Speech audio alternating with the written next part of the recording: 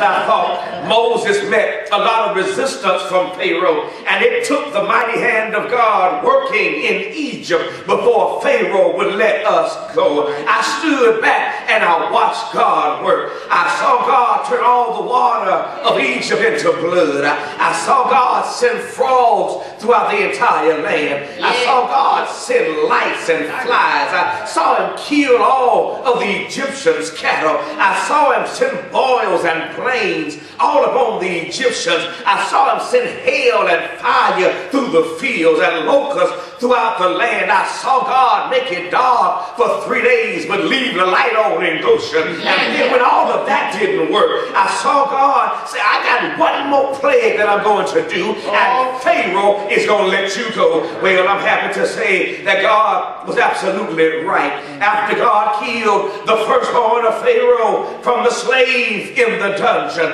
all the way to his heir, to his throne, after this Pharaoh put me out so fast, he said he wished I'd have never came. And here I was free. I was finally free at last. And just when I thought all of my troubles was over, I looked behind me and here come Pharaoh and his army, hot and looking like he in the mood to fight. Well, I mean, I had just been delivered, and so I took off running. I wasn't in the mood to fight. I was feeling pretty good about myself. I had just been delivered. I had just been set free. So I took off running and I ran right into the Red Sea. You talk about having a bad day. No bridge to get across the water.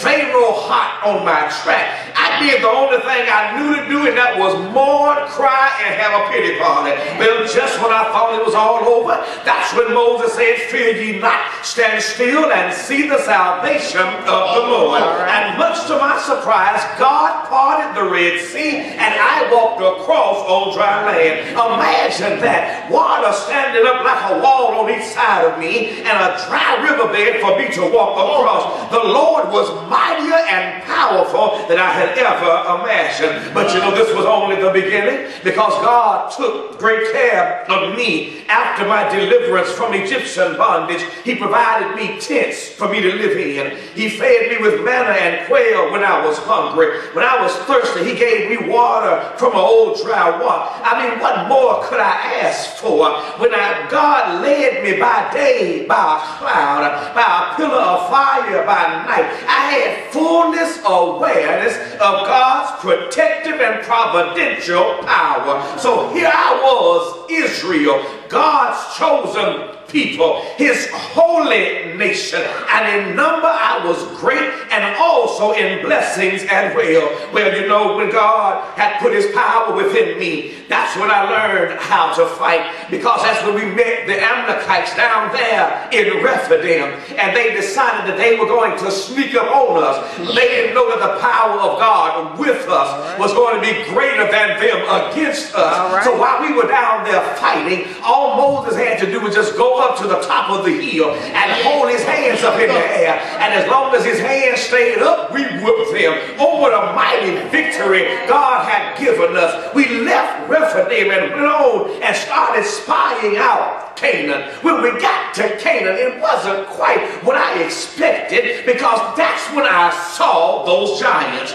You wouldn't believe the size of these people. I mean, little old me, just little old grasshopper, little old bitty something in their eyes, and I wasn't about to fight them. I wanted to make friends with them. I ain't gonna fight them, you know. Well, God didn't like my attitude toward the giants and toward his plan, so he made me wander in the wilderness for 40 years. 40 years walking round and round in the wilderness.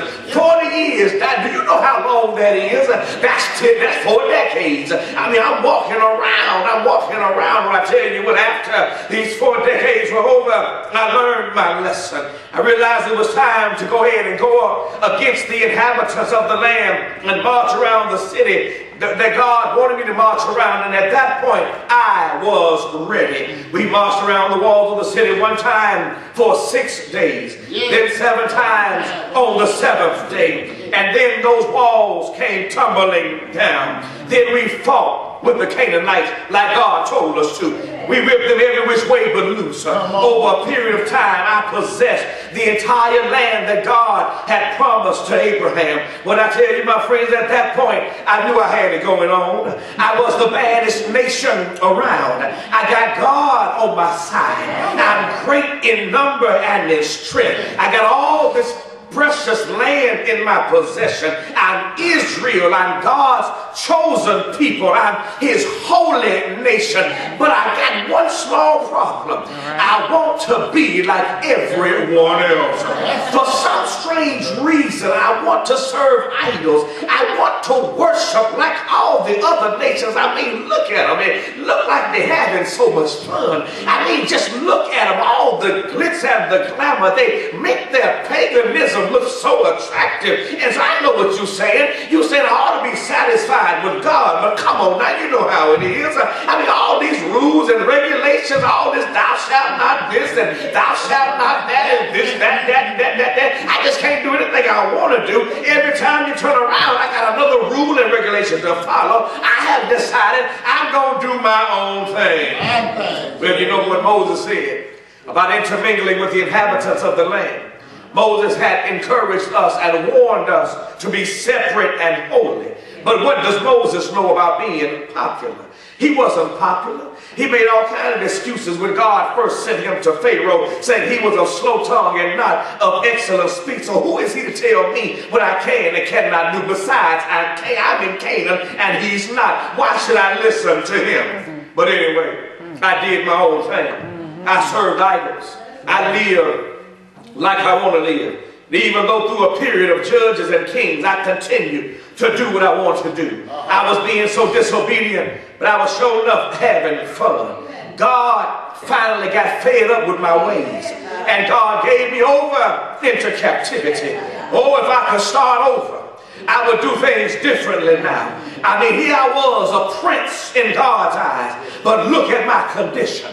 All of my cities have been destroyed. My gates have been burned with fire. My walls have been torn down. I'm scattered about among inferior nations. I'm torn asunder, not because God is being mean to me, but because of my own hard-headedness and disobedience. There's no need in me crying, oh, woe is me. I'm away from my homeland. My temple has been destroyed. My nation is at ruin, all because I decided I wanted to be like everyone else. Just maybe if I had remained faithful to God, I wouldn't be in the shape I'm in. All right. But you know, my friend, I remember hearing that God can never be caught off guard.